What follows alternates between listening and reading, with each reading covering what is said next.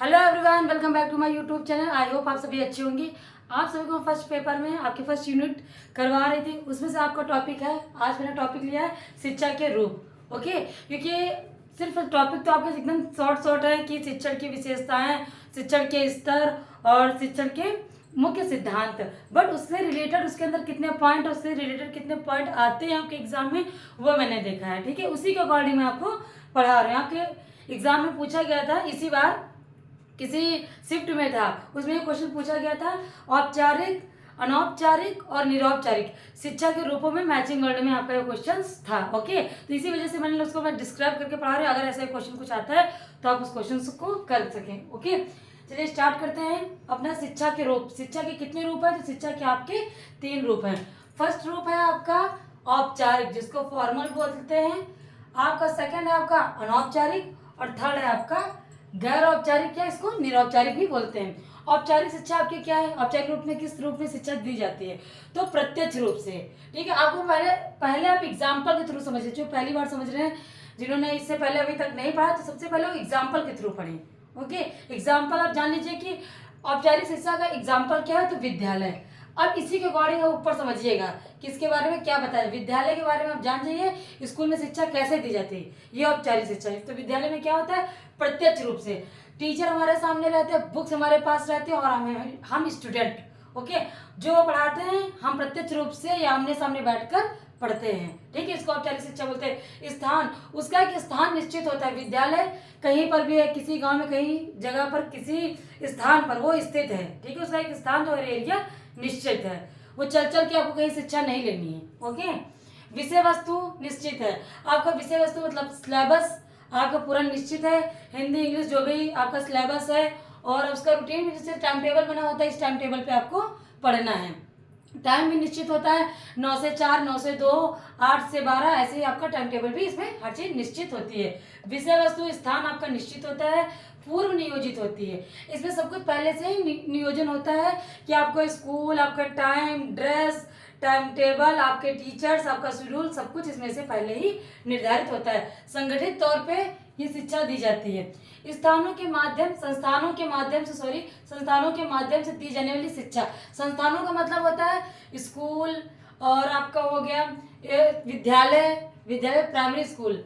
ठीक है, इसको कॉलेज में तो आप आ भी जा सकते हैं, रेगुलर भी जा सकते हैं, इनरेगुलर भी जा सकते हैं। कॉलेज की भी शिक्षा आपका होगा, आप पर डिपेंड है आप जाते हैं कि नहीं जाते हैं। ओके, तो आप इसको देख लीजिएगा। विद्यालय इस रूटीन से पढ़िएगा, इस ट्रिक से पढ़िएगा। पहले आप इसका एग्जाम्पल याद रखिएगा, औपचारिक शिक्षा का एग्जाम्पल विद्यालय। कभी कभी एग्जाम्पल पूछते हैं, 4 ऑप्शंस दे दिए होते हैं, इसमें से कौन सा औपचारिक शिक्षा का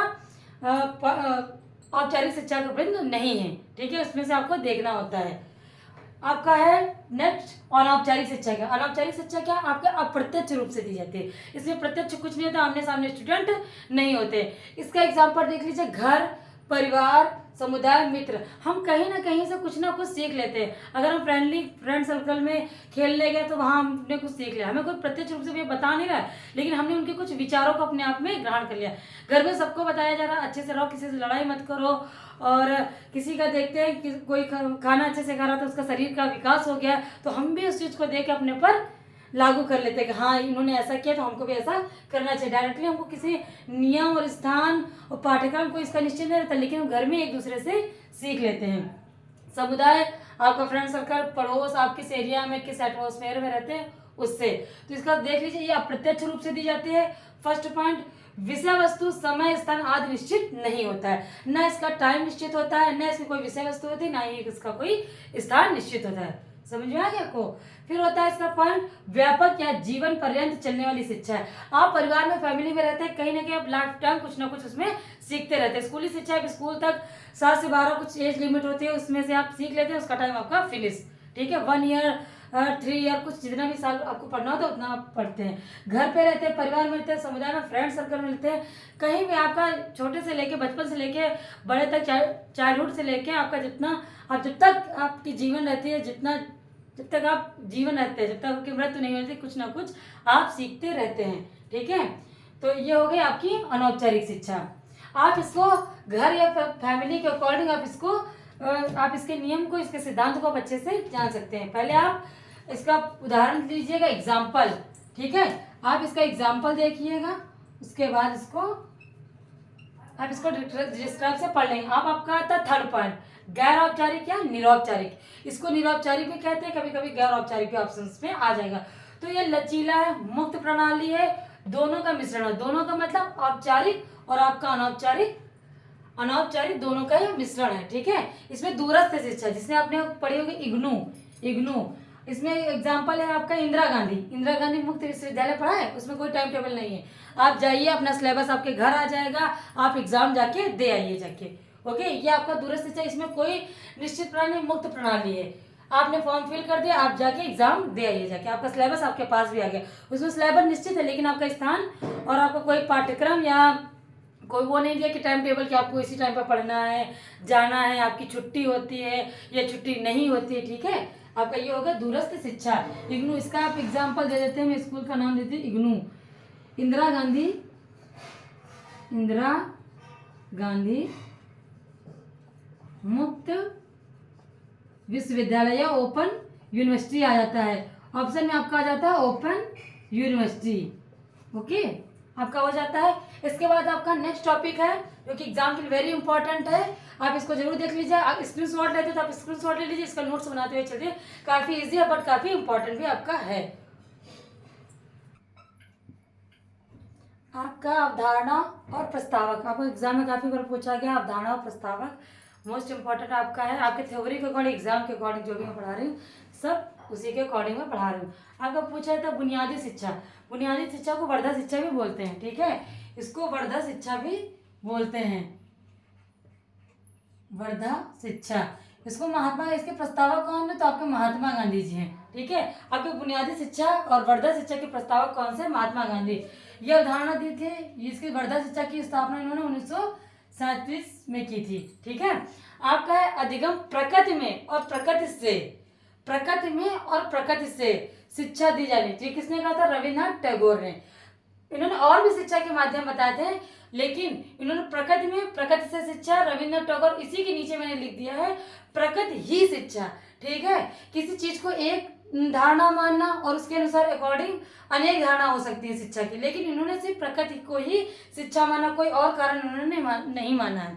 ठीक है, ही और भी में काफी अंतर है। इन्होंने सिर्फ एक ही कारण है, ही का मतलब है सिर्फ एक ही कारण और भी का मतलब है अनेक कारणों से शिक्षा दी जा सकती है।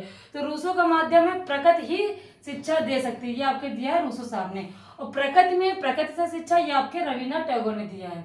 ओके, इसमें आप डिफरेंस कर लीजिएगा, इन्होंने सिर्फ एक चीज पे बल दिया प्रकृति, और प्रकृति से अनेक कारण हो सकते हैं, ये रविन्द्रनाथ टैगोर का है। मैंने आसपास कर दिया, अच्छे से आप ध्यान लीजिए इसमें से क्या इसका डिफरेंस है। व्यक्तित्व के विकास के माध्यम से स्व शिक्षा पर किसने बल दिया, आपके मैडम मारिया मॉन्टेसरी ने। ओके, जिसके अकॉर्डिंग अब प्री नर्सरी प्ले ग्रुप ये चले हैं, ये किसकी देन है, ये मैडम मारिया मॉन्टेसरी जी की देन है। आपका प्रायोगिक शिक्षा, एक्सपेरिमेंटल शिक्षा, ये किसने दिया था, आपका जॉन डीवी साहब ने दिया है। ओके, प्रायोगिक शिक्षा इसको बोलते हैं। आध्यात्मिक पहलुओं से शिक्षा, अध्यात्म की ओर शिक्षा, योग दर्शन से शिक्षा, मेडिटेशन करके शिक्षा, ये आपके दिया राधा कृष्णन जी ने।